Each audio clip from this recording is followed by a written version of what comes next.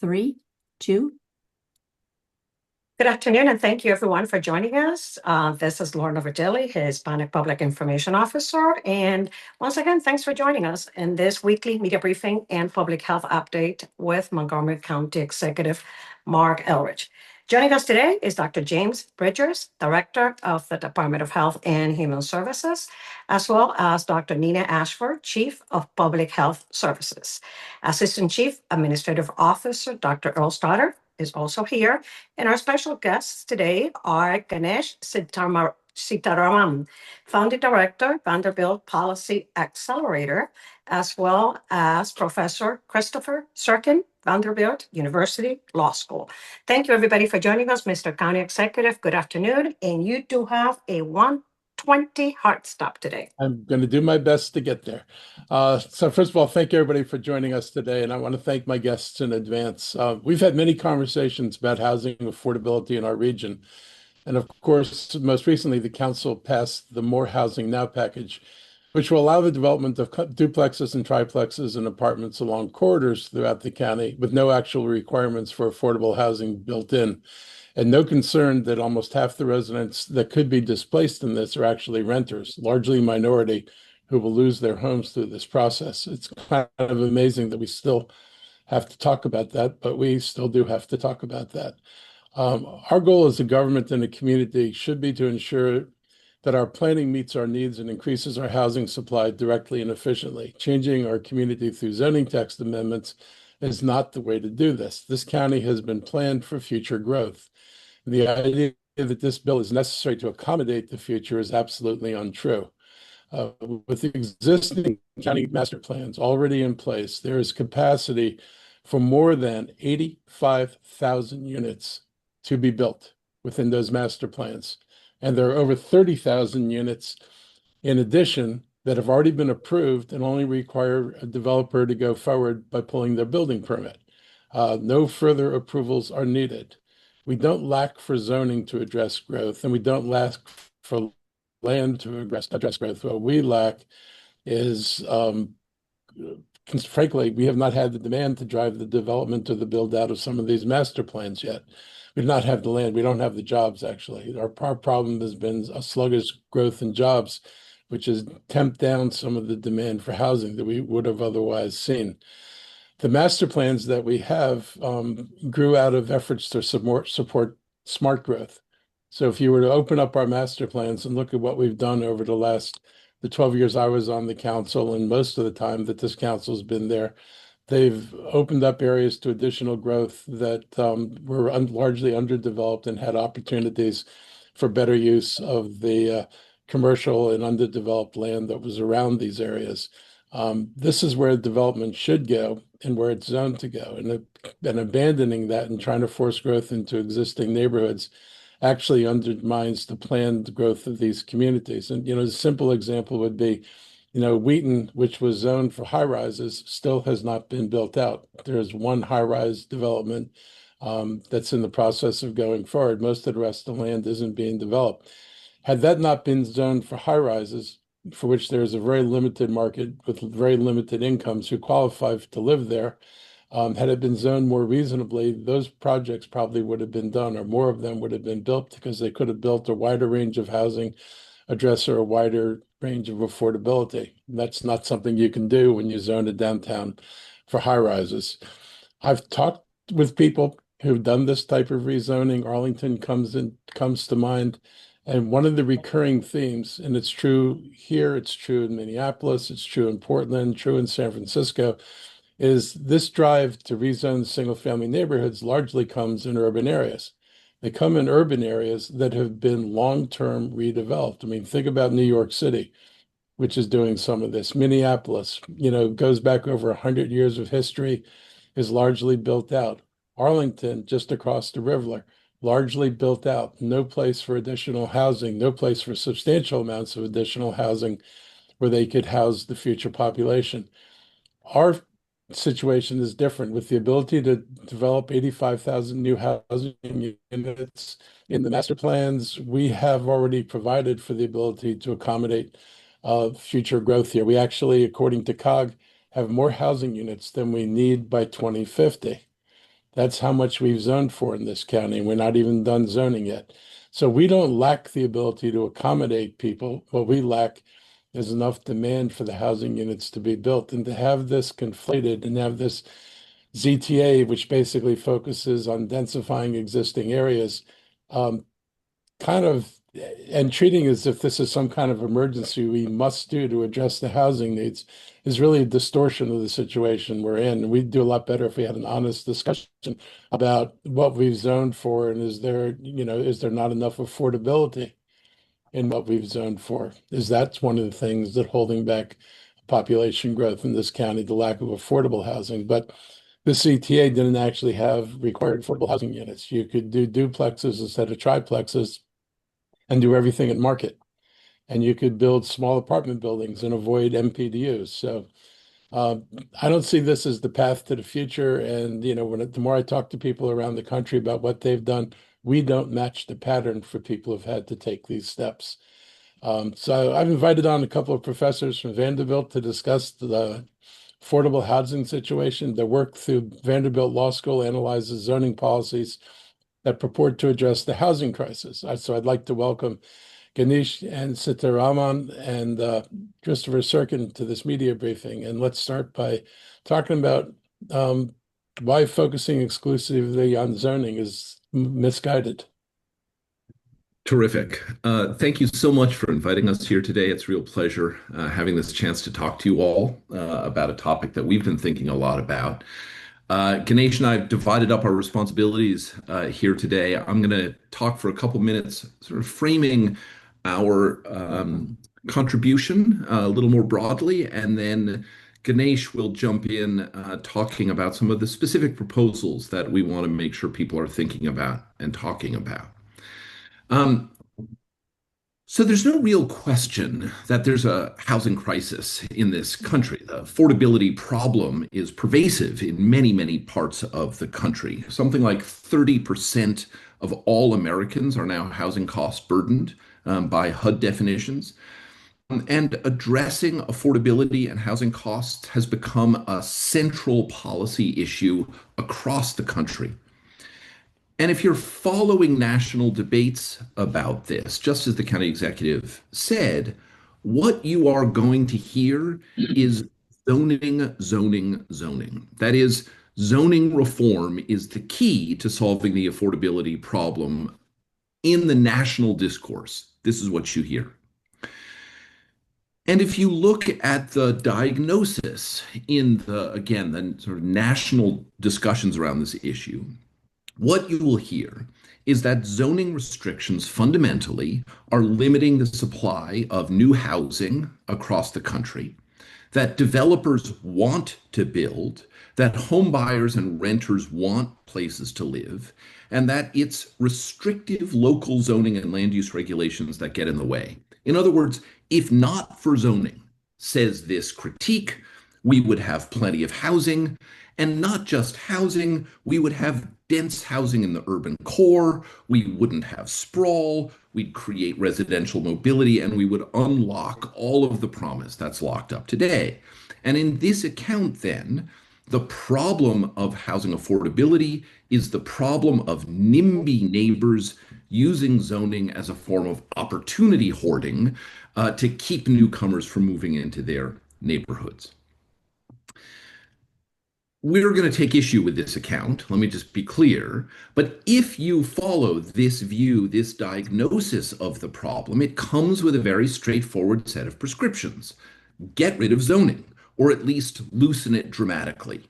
That is, eliminate density restrictions, allow multifamily housing everywhere, eliminate single-family zoning, defang environmental regulations and historic preservation, and at the extreme, actually eliminate local land use regulations entirely in order to unlock the market and unlock the ability to produce as much housing as we need. Now, that really is the landscape of the current national discourse around zoning. And the real question that people seem to be wrestling with at the national level is simply how to loosen zoning and how quickly, and how can we accomplish this as fast as possible. Okay. Fundamentally, our intervention is to argue that this focus on zoning is myopic. It's just too narrow. We need to look at a broader set of problems that are producing our affordability crisis and a broader set of solutions. In other words, I think our argument is act like this is an actual crisis and do more than just deregulate land use regulation. So we think it's not correct to have a single national discourse about this with a single set of prescriptions, because in fact, local conditions are very different in different places, and the dynamics around the housing market are very different in different places. And we also think that focusing so much on zoning distracts from other sets of really important and in many places more meaningful policy interventions that should be possible. And if you think about it, if your focus in housing policy is really only on zoning reform and loosening zoning restrictions, you are putting a lot of faith in housing markets, right? The idea of the zoning reform movement at its core is that a deregulated or less regulated housing market is going to produce better outcomes. And I think Ganesh and I are both skeptical that housing markets work well enough that we should take such a passive approach to simply allowing housing markets to work their magic, that we can just deregulate and hope that developers and financiers will solve all our housing problems by building more. It's important up front to be clear what we are and aren't arguing, though. We do think zoning is sometimes a problem. I just want to be very explicit about that. We are not here to defend zoning in its current form in lots of parts of the country. Sometimes zoning is a really big and important problem in New York City, in Boston, in lots of parts of California. There's no real question that zoning regulations, land use regulations, are a significant impediment to producing the new housing that we need. And in those places, rezoning is likely to produce better housing outcomes. But we just don't think that this is true everywhere. In a lot of the Sun Belt, like in Nashville, Tennessee, where Ganesh and I both live and work, I will tell you that zoning is not the main impediment or limitation on growth.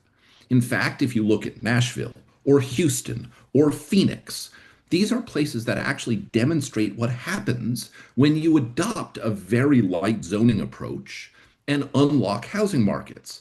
And what you get is not affordable, dense, new urbanist design, right? What you get is expensive, land-consuming suburban sprawl that actually imposes lots of other kinds of costs and doesn't solve our housing problem.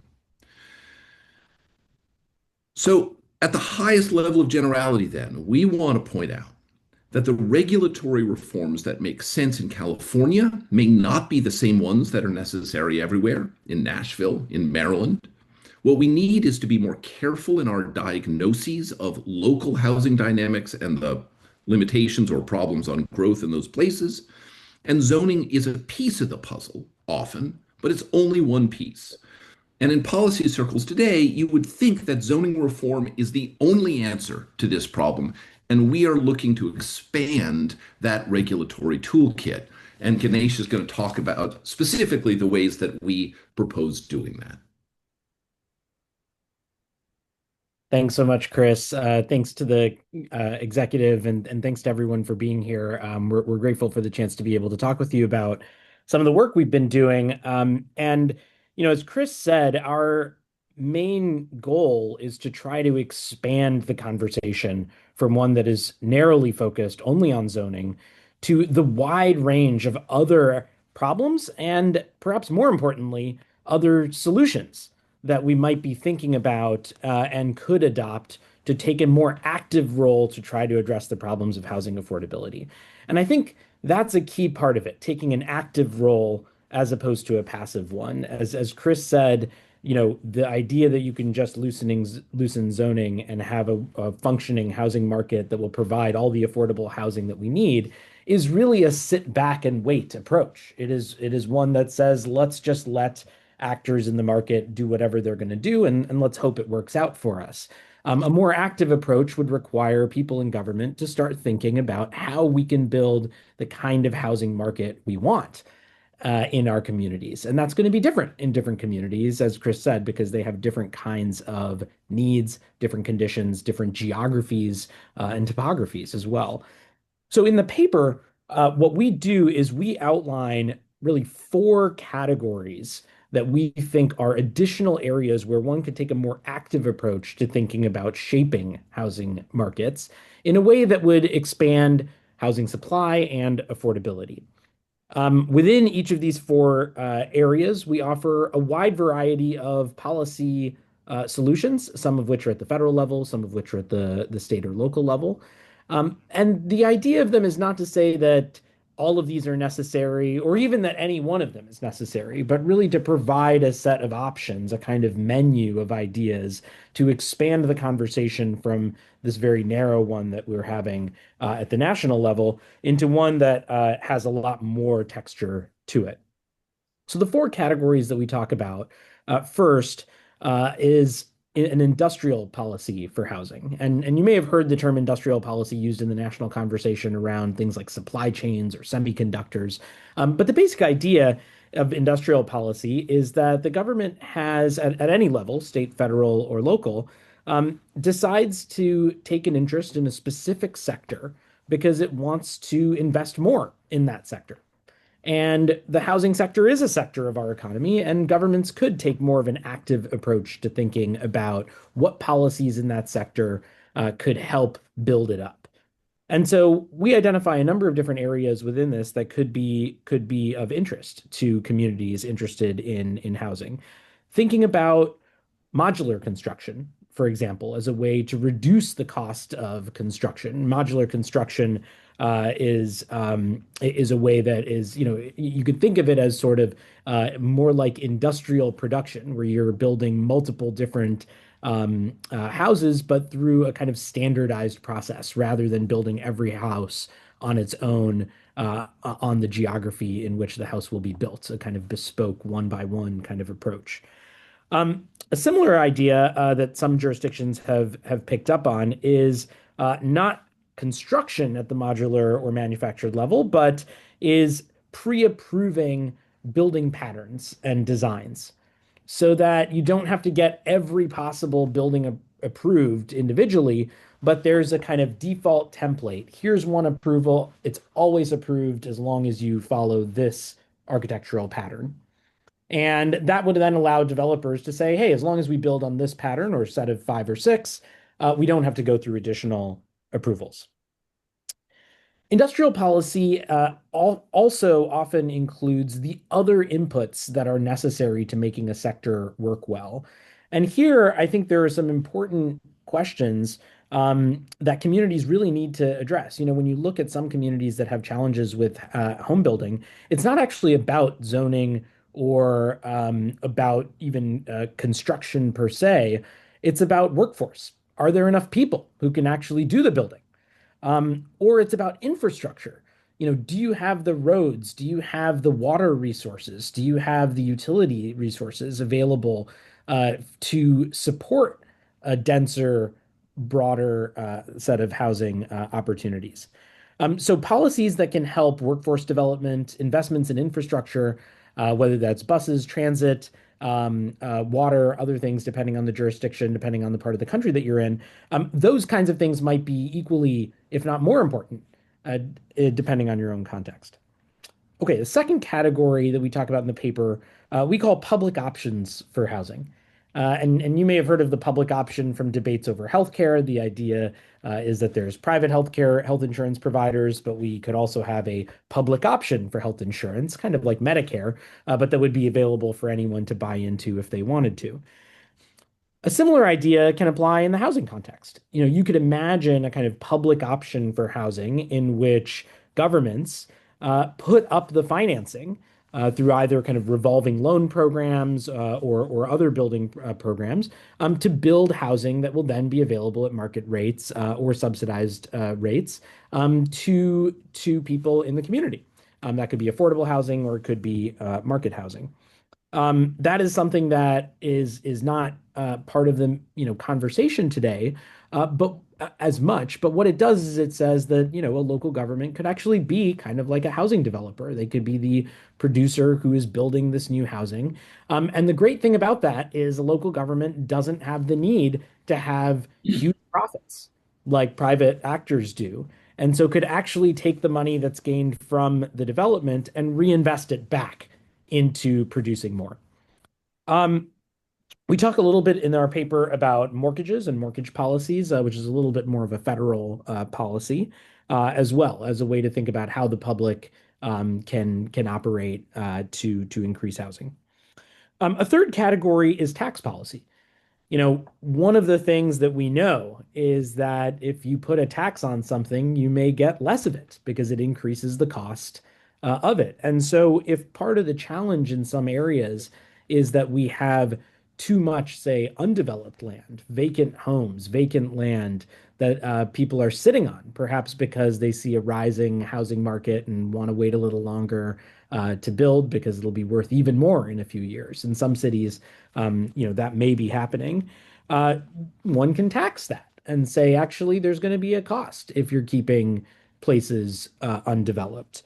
You can imagine that kind of thing on undeveloped land, on unoccupied houses, on vacancies in rent, where people maybe think that instead of lowering their prices for rent, they should just keep the prices high and keep something vacant for a time.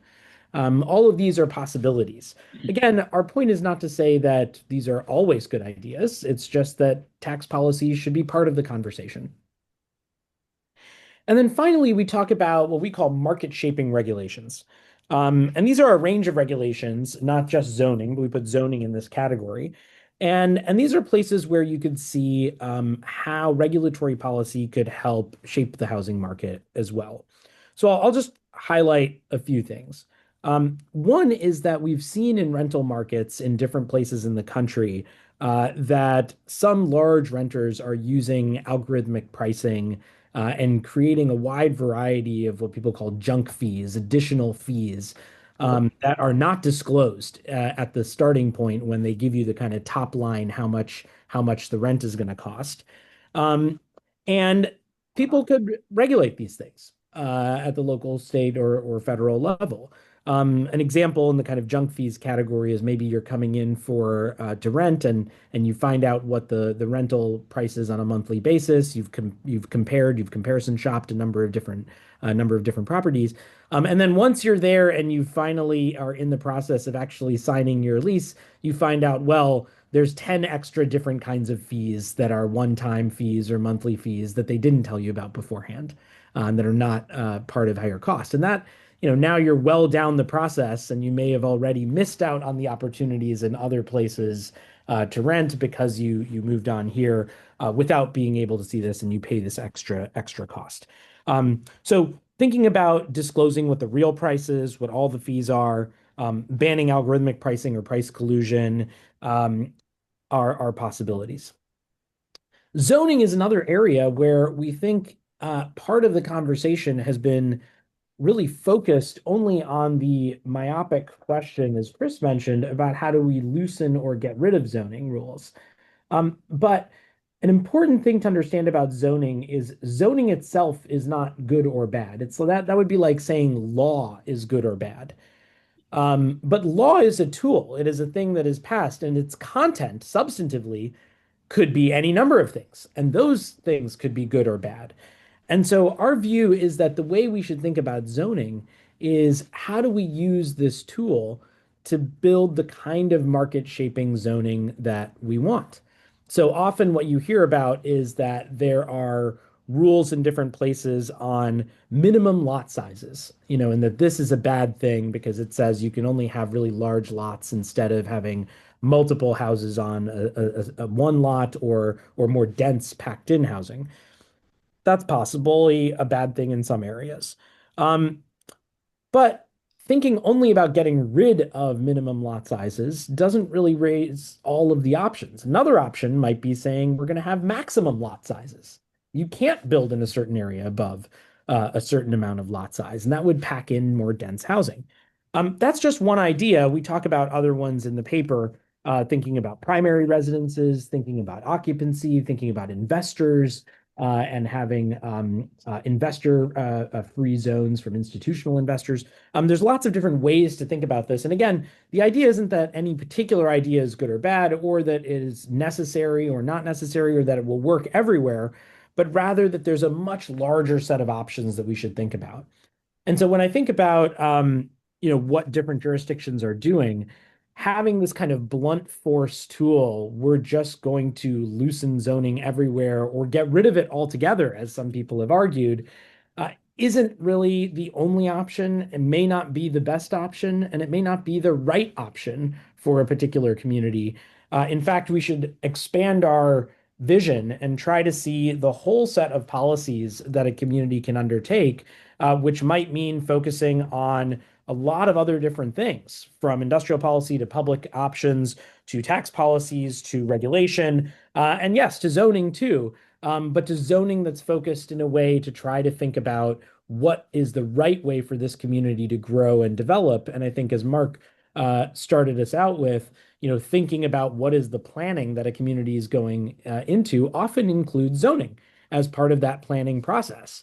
But that doesn't necessarily mean blanket deregulation or dezoning. It means thinking carefully about how you're going to grow in a way that integrates zoning along with a wide variety of other policy choices that cities, localities, states, and even the federal government can engage with. And so our hope is that the conversation really broadens out, and we think that would be better for the national conversation. And we think it would actually be better for a lot of local conversations, because a broader conversation allows us to tailor the specific policies to the specific communities.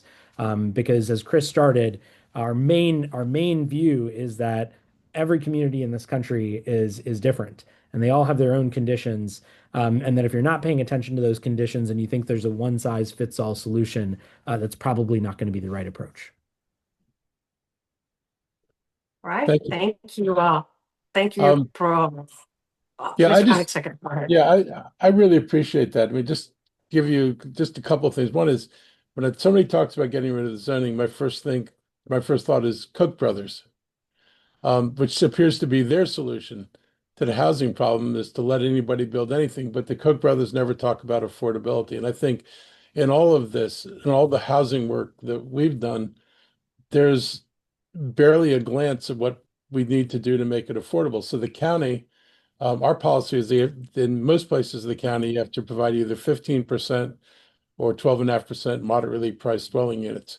If the county gets involved in deals, we've been able to push it as high as 30%. And we've done a number of projects where the developments are 100% affordable. But these only occur, to your point, when the government actually intervenes and plays a role.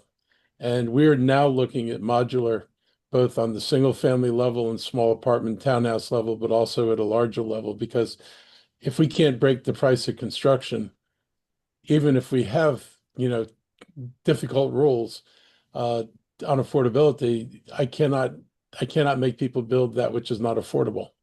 And so we've got to figure out, are there other ways to do some of the construction? And we're looking at that. I'm a big believer that you can't talk about this housing policy abstract of talking about affordability. So, the council that was driving this last rezoning, and one of the ones that's coming up, they're the same council that received the projections that of our future growth, fully 75% of it would have incomes below 80% of area median income. And only 25% would be at 80% or higher. And as you can guess, this skews pretty tightly along racial lines. 75% of the Black and brown communities are would not qualify for this kind of housing. We have, the percentages above 100% of AMI are very low in those communities, and much more likely to be. Our AMI is brought down because there's a vast disparity between white and Asian area median incomes and Black and brown area median incomes. And so when we target area median income, and sometimes we're actually missing the people who need the housing the most, because we're targeting an average, and there are two communities that are far below the average. So those are things we struggle with.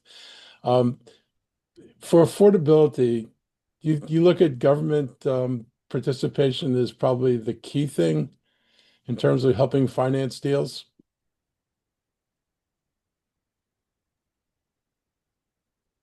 Yeah, I mean, government affordability financing, I think, is one important intervention, as is simply the government building more. The government can produce supply that can have a real impact. And I just want to highlight one thing. I mean, one thing you were saying that people don't focus on affordability in the zoning debates. Of course, they claim to be focusing on Right. affordability. There's a view, it's called filtering, where they say, well, look, if we build a lot more market rate housing, then the new supply is going to filter down, and what would have become more expensive remains affordable. And I'll say these are, in many cases, good faith arguments made by sophisticated people and sophisticated empiricists. And I don't want to suggest that they're not making these arguments in good faith. But it strikes us that it bears a remarkable similarity to trickle down economics. Yes.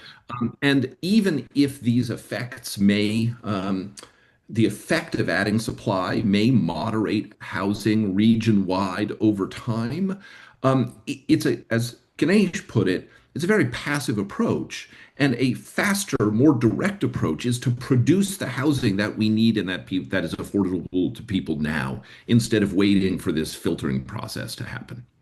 So I'm glad you talked about filtering because I hear this all the time.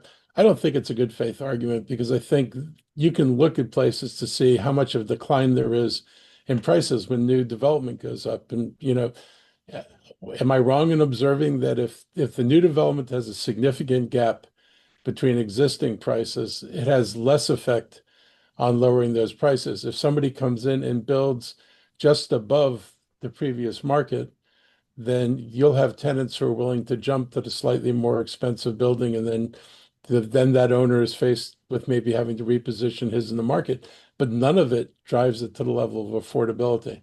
If I have to house people at 75% of AMI, people making under 75, $80,000, no amount of downward pressure from filtering is going to produce decent housing at that price range if this starts out at $3,000 or $4,000 a unit. Is that magical thinking? Yeah, so, and I don't want to be the mouthpiece or the champion for the arguments against that, because fundamentally, I Yeah. think I'm skeptical of the filtering argument myself. What the more sophisticated and good faith arguments will suggest is, well, look, putting in new luxury housing in a place may increase prices actually around that housing in the local area. But the claim is that it will moderate prices regionally. And the argument that they usually give is the most extreme, which is take Brooklyn, New York, where if you didn't turn all your carriage houses into $10 million luxury homes, they would be available as more affordable options to people, right? The problem with all of this is both that the geographic impact and scale of these impacts really matters. And should matter. That is, if you're really driving up prices in a particular community, that may be itself a problem. It also, I think, is unconvincing ultimately on the problem of imputed demand. That is, the amount of housing demand in a place is not actually fixed. And one of the problems with letting the market try and grow its way into affordability, right, is that it may be that every new housing unit actually increases demand in an area that puts upward pressure on affordability. So I think that those dynamics have not been sufficiently teased apart. Gentlemen, we have technically maybe 10 minutes left Yeah. because the county executive has a hard stop. So I'm going to go ahead and ask the members of the media to see if they have any questions at this time for either of the professors. Please raise your hands. Members of the media, if you have questions. There's Jeannie Bixby, Bethesda Today. Good afternoon, Jeannie. Go ahead. You might need to Excuse me. unmute. Sorry, I was muted. Still, after all these years, you'd think. But hi, Lorna, and hi, Mark, and thank you so much to our experts who came on. I was curious, both of you, if you could speak a little bit. You've talked a lot about a lot of options that you think are maybe the better way. How quickly are these things that can be implemented? Because I think that what we're seeing, particularly in Montgomery County, we're deeply affected by the changes in Washington and the federal workforce. So we're seeing a larger population of folks who are going to need more affordable or market rate housing than ever before. And it was already a crisis. So are these suggestions things that governments can implement quickly, or are these things that you see as more long-term, long-haul solutions? Well, why don't I say, in the paper, we offer both. Some of the things are extremely easy to implement. So, I mentioned pre-approved building designs and pattern books, right? Local governments could adopt those, and that's a relatively low procedural challenge, in the context of different things. So that's the kind of thing that I think is one example of something that would be relatively easy. You know, there are things that would be harder in the list also that we've put in and that would take longer as well. And so we've offered both. And so I think there's a real opportunity for governments to do this.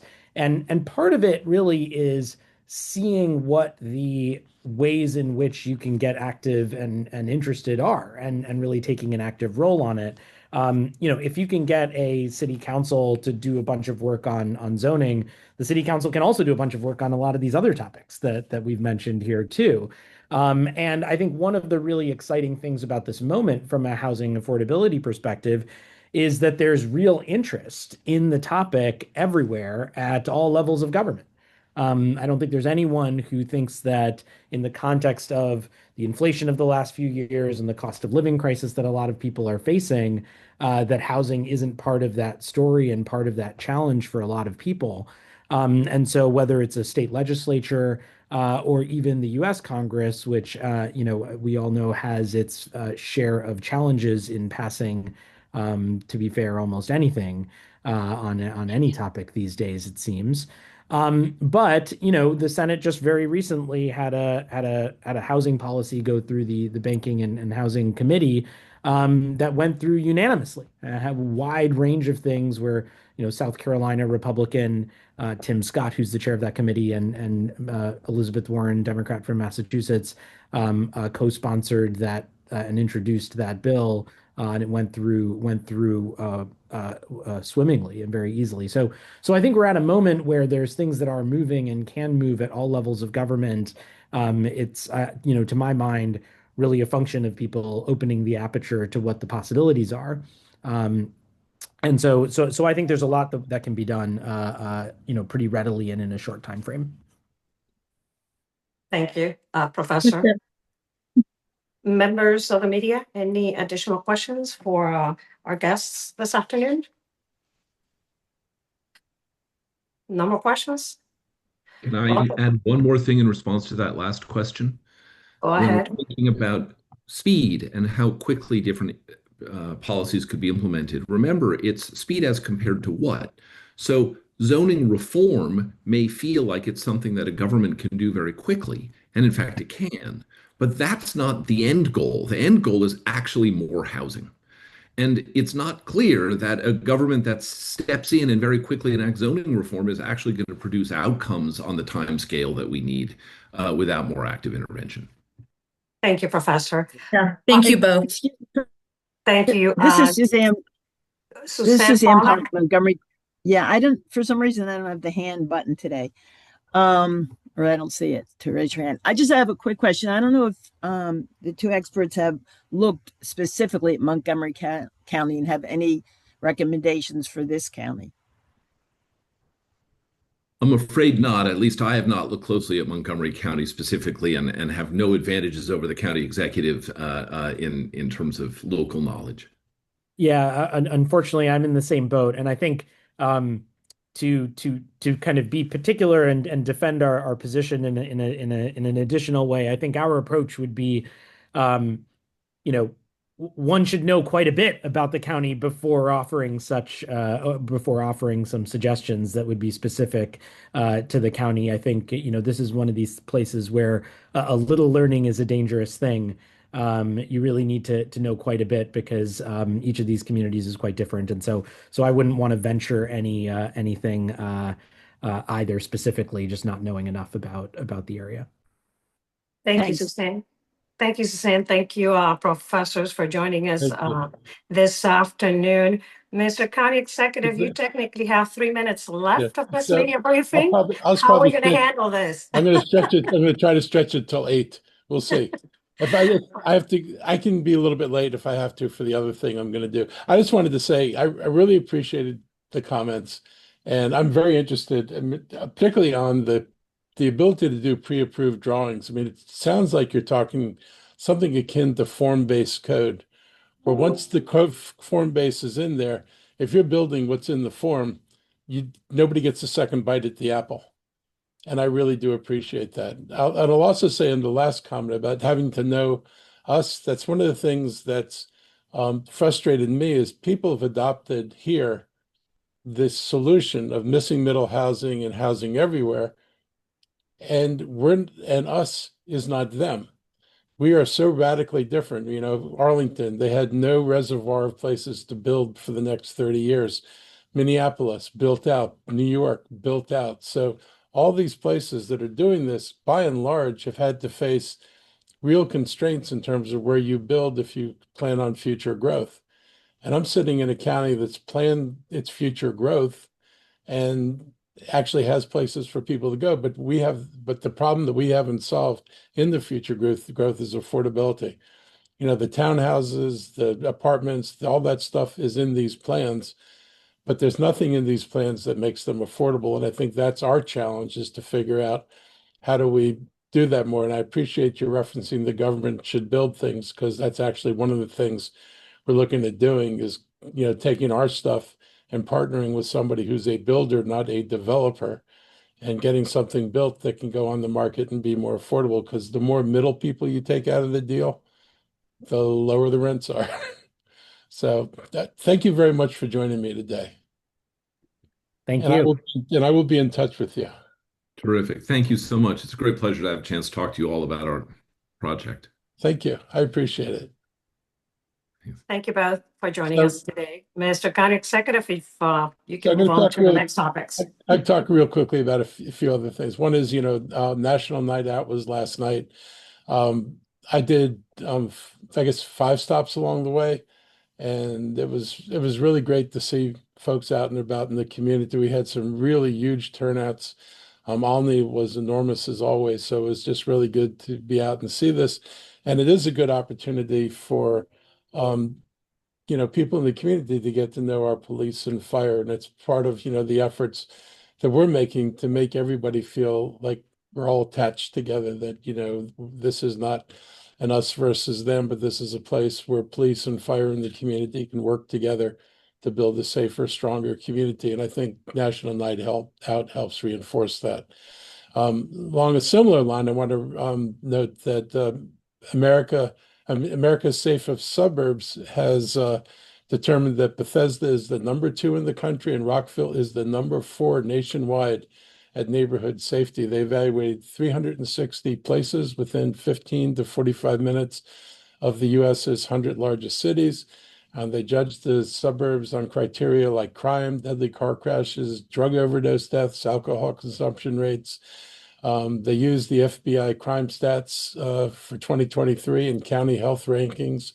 And we wind up, again, Bethesda number 2, Rockville number 4. Congratulations to those communities and congratulations to the county for having places like that. So it's good to know we get noticed. The other day I was over at Cabin John Volunteer Fire Department. During the floods last Thursday, when many people were surprised by the severity of the floods. There was an incident at Bradley Boulevard near Mercy Hollow Lane, and Aish Silvaraj was in a car with his nanny and his nanny's child. The water overtook the car, and the car was stalled in the water. And Ashish was able to climb out the window onto the roof of the car and help the child and help his nanny get on the roof of the car as well before the firefighters arrived. And they were able to get there quickly. They got the victims away from the car, and it was a happy ending to what could have been a bad story. And this Sunday, his family came to the Cabin John Fire Department and presented our fire and rescue services with a $10,000 check in appreciation of the work they did to save their son, the nanny, and their child. So it was a nice little human touch, and I think people should know, these are the kind of stories we don't hear enough about. In a story we hear too much about, I think we know about the incident with the Montgomery County Public Schools, the failure to keep up to date with background checks for staff and for people who work with children in the schools. It's a serious problem. I know from talking to the superintendent that he is aware of this, and this is a priority to deal with it. Our county departments will help them to expedite getting these checks done, because we cannot afford to have these many people without the kind of checks they need on their background. And they need the initial screenings, and we also have continuous monitoring. All this stuff has to be done. There are too many problems nationwide that come about from people who've got backgrounds that mean they shouldn't be near children. We don't need to be one of those places, and we've got to make sure that the background checks get done. I know that, like I said, Superintendent Taylor is putting his attention to this, and we're going to make sure we support their efforts so it's done as quickly as possible. And lastly, I'm going to say we are providing free vaccinations to school-age children without medical insurance, and it continues by appointment through our Department of Health and Human Services. And I encourage your audience to call our immunization program at 240-777-1050 to schedule an appointment. And we'll provide vaccinations at the upcoming MCPS Back to School Fair, Saturday, August 23rd, from 10 a.m. to 1 p.m. at the Westfield Wheaton Mall. And I will turn it over. Dr. Bridgers, anybody else has opening remarks? Hi, Lorna. No, in the interest of time, no additional updates from me today. Dr. Ashford, Dr. Stoddard, no remarks today? No, thank you. No, let's just take questions. I think that's good. Excellent.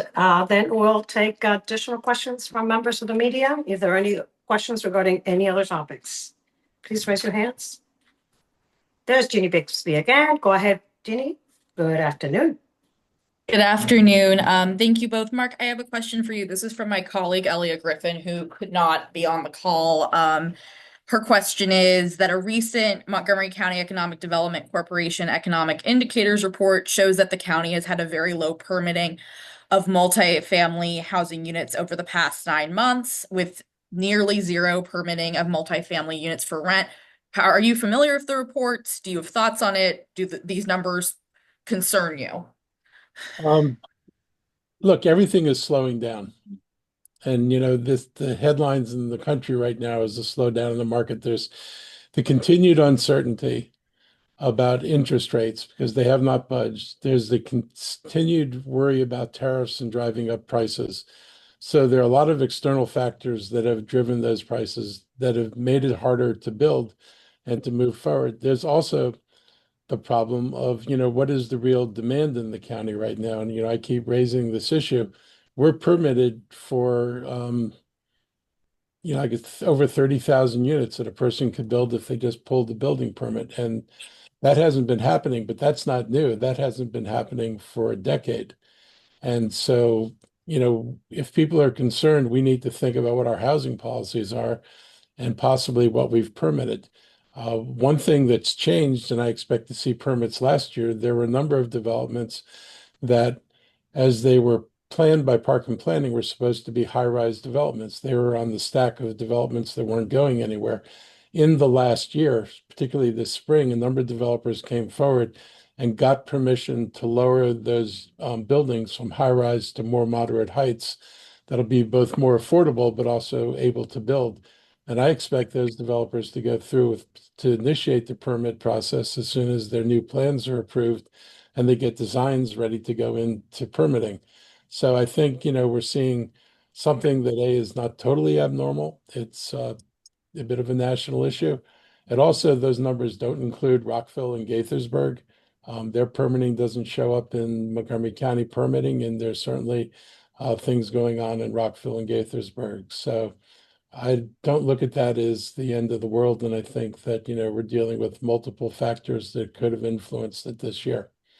And hopefully some of those factors diminish over the coming year. Gotcha. Thank you. Thank you. Jeannie, members of the media, any additional questions for the county executive this afternoon, even though he needs to depart? Any more questions? I guess that's it for today. Thank you, everybody, for joining us. Stay safe, and we'll see you next time. Have a great Thank afternoon. you. Bye. Bye.